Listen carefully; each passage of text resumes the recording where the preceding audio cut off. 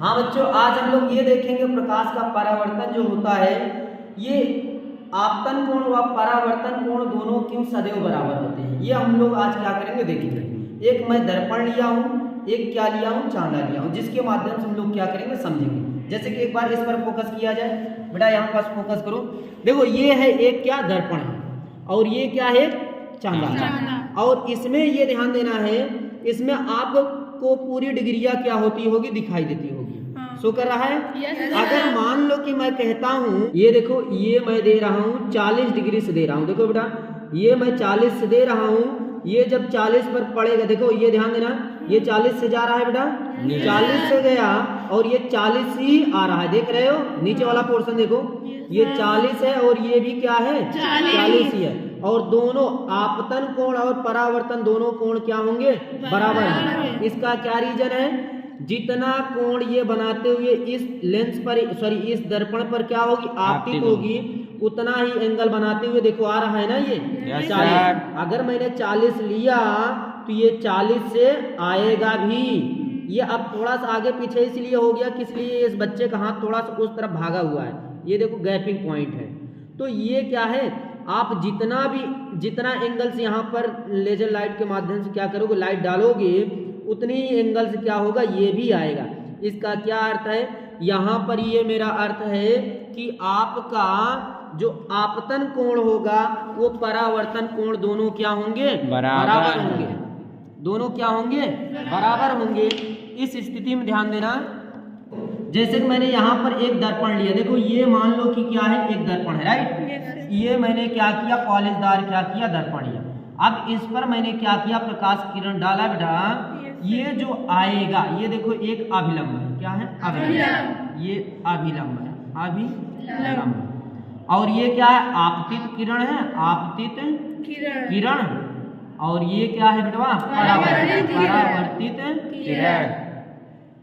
किरण। देखो बेटवा ध्यान देना, अगर मैं ये कहता हूं कि ये जो एंगल बनाते हुए आया है, कितना डिग्री आया, 40 डिग्री, राइट ना, मतलब आपतन कोण कितना हुआ, 40। तो परावर्तन कोण भी क्या होगा, 40। इसका क्या अर्थ है कि वो किसी भी पॉलिशदार दर्पण पर आपतित होगी, जितनी डिग्री एंगल बनाते हुए इंटर करेगी, उतना ही डिग्री बनाते हुए क्या होगी, परावर्तित भी होगी। यहाँ पर एक विशेषता और समझना, जैसे मान लो कि मैंने लिया 40, राइट ना, यहाँ पर 40 ही आएगा, क्या यहाँ पर 40 से, जैसे मान लो कि मैंने लिया 40 से, यहाँ पर थोड़ा इसको सीधा करा जाए, एक सेकंड बेटा, हाँ, यहाँ पर अगर मैं 40 से क्या करूँगा, इंटर करूँगा बेटा, 40 ही आएगा। अगर मैंने 40 से क्या किया, इंटर किया, तो ये 40 ही आएगा। तो ये हमको निर्धारित हो गया, आपतन कोण और परावर्तन कोण के क्या हैं, दोनों बराबर है। तो इस स्थिति में देखो, इधर देखो बेटा, इस तरफ फोकस करना।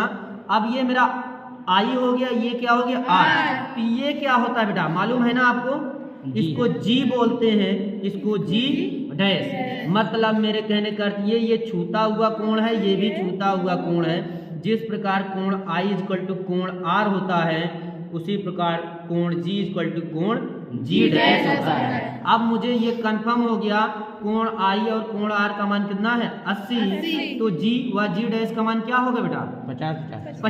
जाहिर सी बात है, देखो ये क्या है, 40 कितना हो गया, 80। तो पूरा एंगल ये एक 180 पे रहेगा। तो 180 में क्या करो, 80 क्या करो, घटा दो, तो आपका कितना आएगा बेटा, 100 आया। ये जो एक निकला है, जो बच्चे हमारे बोले वो एक एंगल का बना है, और यहाँ पर ये G plus G dash equal to कितना है, 100। मतलब ये दोनों कोणों का मान निकला है। तो यहाँ पर मैं ये मान सकता हूँ G equal to G dash, अर्थात G बराबर जी डैश रख सकते हो, या जी डैश बराबर जी रख सकते हो। अगर मैं G प्लस जी डैश का स्थान क्या रख दूँ, G, तो ये आ जाएगा क्या आपका 100। जी क्या हो जाएगा, 2G इक्वल टू क्या हो जाएगा, 100। 2 1 2, 2 5 10। जी इक्वल टू कितना आ जाएगा, 50। जब हमको जी का मान कितना मालूम हुआ, 50, तो ये भी जाहिर सी बात क्या हो गया, 50 100 और 40 80 और 100 कितना होगा, 180।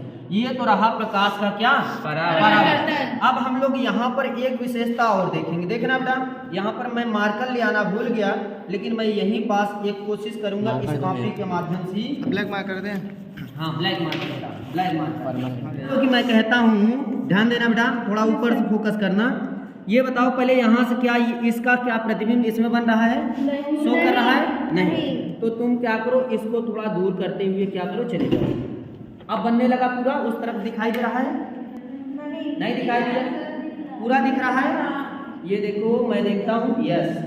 अब देखो मैं मान लेता हूँ, देखो बेटा यहाँ से कुल दूरी समझना बेटा, यहाँ से कुल दूरी मैंने लिया कितना, ये मान लेते हैं 1 फीट है, मान लेते हैं क्या 1 फीट है। देखो समझना, ये बताओ इस वस्तु की स्थिति दर्पण तक की बीच की दूरी कितनी मिली मुझे, 1 फीट। तो ये बताओ, अब जैसे मान लो मैं इस मोमबत्ती क्या करता हूँ, जला देता हूँ।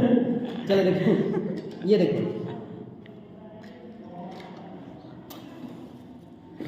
ये देखो मैंने इसको क्या किया, जला दिया। इसमें प्रतिबिंब, इसमें दर्पण में शो करो, दर्पण में शो करो। हाँ यहाँ से देखो, यहाँ से देखो, यहाँ से ऐसे दिखाओ, यहाँ से दिखाओ अजू, देखो बेटवा, देखो।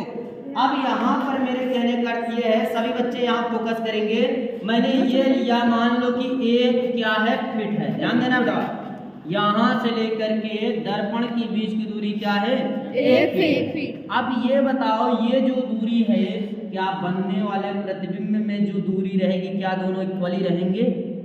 बता सकते हो? हाँ सर। क्यों? समतल दर्पण है ना, ये समतल दर्पण है, समतल दर्पण है।